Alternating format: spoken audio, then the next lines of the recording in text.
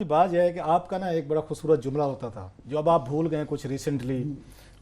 वो ये होता था, आप कहते थे कि जब ये याद दिलाते थे ना इमरान खान साहब, असद उमर या दीगर वजीर कि पीपल्स पार्टी दौर में ये हुआ, नवाज शरीफ ने ये किया, डार ने ये किया, बला बला, तो आप एक बड़ी खूबसूरत बात कहते थे जो आजकल आप भूल चुके हैं।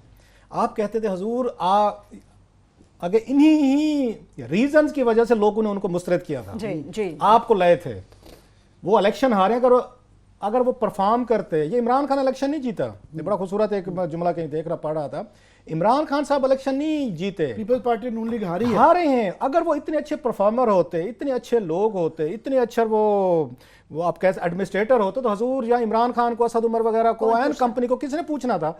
आपको तो शुक्रगुजार होना चाहिए कि नलायक अपोनेंट मिले। आप क्या करते हैं, आप रोजाना एक कागज उठा के आ जाते हैं और हमें वो यहाँ खड़े होकर फिगर बताना शुरू कर देते हैं, उनकी ग्रोथ ये थी, हमारी ये है, उनका ये था, महंगाई हमारी ये है, उनके कर्जे ये थे। और भाई इन्हीं उनकी नलायकियों की वजह से तो वो डूबे हैं। आप बार बार जस्टिफिकेशन अपनी लेने की कोशिश कर रहे हैं, उनकी नलायकियों को अपनी जस्टिफिकेशन बना रहे हैं। सो ये मेरा ख्याल है, ये आपका ही ये जुमला था कि ये बस कर दें, ये काफी हो गया। उन्हीं की नलायकियों को आप कैश आप करवाते रहे अपोजिशन में, अब उनकी नलायकियों को हुकूमत में कैश कराने की कोशिश मत करें। चलो 3 महीने कैश करा लेंगे, 90 दिन, 100 दिन, 9 महीने, साल तक आपके पास कोई बेचने को वहां पे नहीं होता। और असद उमर साहब की वो ठीक है, मैं फिर कहता हूँ कि एज ए पर्सन के तौर पर बड़े अच्छे बंदे होंगे।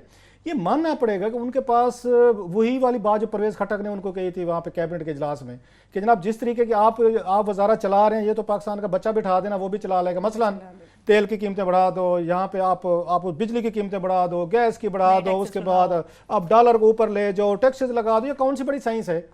असद उमर साहब जो सबसे बड़ी मैं समझता हूँ फेलियर रही है, वो यहाँ इकोनॉमिक एक्टिविटी जनरेट करने में नाकाम रहे हैं। इसी वजह से ग्रोथ, जिसको आप कह रहे हैं ना कि कमजोर हुई है, कि ग्रोथ की आपकी रीजनिंग है कि लोगों को कुछ ना कुछ जॉब्स, कुछ ना कुछ पैसा। हुकूमत ने सबसे बड़ा गलत काम ये डार साहब ने भी किया, इससे पहले पीपल्स पार्टी ने भी किया। आप बैंकों के प्रॉफिट उठा के देखें, बैंकों के बिलियंस ऑफ रुपीज। पाकिस्तान में अगर कोई सेक्टर इस वक्त कामयाब है और तरक्की कर रहा है तो 2 किस्म के सेक्टर हैं, एक जरदारी साहब का कारोबार, तो नवाज शरीफ साहब और इनके बच्चों का कारोबार बूम करके ऊपर किया है। सब पूरा मुल्क की इकोनॉमी डाउन गई है, इनके और इनके बच्चों का कारोबार और शहबाज शरीफ साहब के ऊपर गए। और दूसरा जिनका कारोबार ऊपर गया वो बैंक्स हैं। रीजन क्या थी? हुकूमत जो है वो बैंकों से कर्जा लेती है, शॉर्ट टर्म ले लेती है, आमिर साहब अरबों रुपए में लेते हैं, 3 महीने के लिए, 6 महीने के लिए, महंगे महंगे कर्जे लेते हैं। अब बैंक जो है वो लोगों को या बिजनेसमैन को कर्जा देने में दिलचस्पी नहीं रखते। आप और मैं चले जाए ना, वो आपसे 101 आके कहानियां पूछेंगे, नहीं देंगे। रीजन वो कहते हैं बाहर में जाए पब्लिक, यार बिजनेसमैन वेंडर, हमारा हुकूमत हमारी बारवर है, हमें वहां पे 20%, 15% या उस पर 30% पे ये लोन लेती है, 3-3 महीने के लिए लेती है, और हमें अरबों रुपए के प्रॉफिट हो रहा है। हम जाके टकिया टोकरी परचून की दुकान खोल के लोगों को क्यों ये उनको लोन दे? इकोनॉमिक एक्टिविटी उससे जनरेट होगी। सो बैंकों ने वो कारोबार कर दिया, बैंक ये बंद आवाम के साथ, नौकरियां नहीं जनरेट हो रही, मार्केट में पैसा नहीं हो रहा। हुकूमत और बैंक यहाँ पे आप जो कहते हैं टिंग पांग क्या कहते हैं, वो खेलते रहते हैं सारा दिन, इधर से पिंग पांग। एक इन्होंने यहाँ पे 200 रुपए का कर्जा ले लिया, तो उसके बाद उन्होंने 150 वापस कर दिया सूद के साथ। सो वो इनको समझ नहीं है कि हजूर आप बैंक्स को जरा टाइट करें, कि हुकूमत उनसे कर्जे लेने बंद करे, ताकि बैंक्स को आसान टर्म्स कंडीशन पे, लो को इंटरेस्ट रेट पे वो पब्लिक को देते, वो आपके बिजनेसमैन को देते, वो वेंडर्स को देते, किसी नौजवान को देते, नया बिजनेस।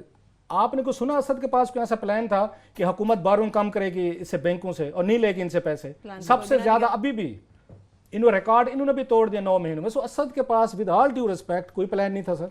वही सिंपल प्लान था कि पिछलों को गाली देते रहो, जो पिछले उनसे पहले करते थे या इनके बाद आने वाले करेंगे। वही था, कीमतें बढ़ा दो, टैक्स लगा दो, और वही रोना रोते रहो जी पिछले तबाह करके बर्बाद। इसलिए तो आपको लाया गया था कि आप लोग बेहतर थे, आपको एक यहाँ पे उन्होंने आके ऊपर उभारा था। सो असद की बातें वो ठीक है, जो अपने तक अपने दिफा में कहना चाहते हैं, फेयर एनफ। लेकिन मैं अगेन आपको पता है पहले दिन से मेरी राय आज की नहीं है, मेरी असद के बारे में बड़ी पुरानी राय है कि असद एक ये मेरी तरह को ओवर रेटेड ज़्यादा हो गए थे। लेकिन एज सच 9 महीने 10 महीने बड़ी चीज़ होती है इकोनॉमी को थोड़ा सा आगे लाने में, वो निकल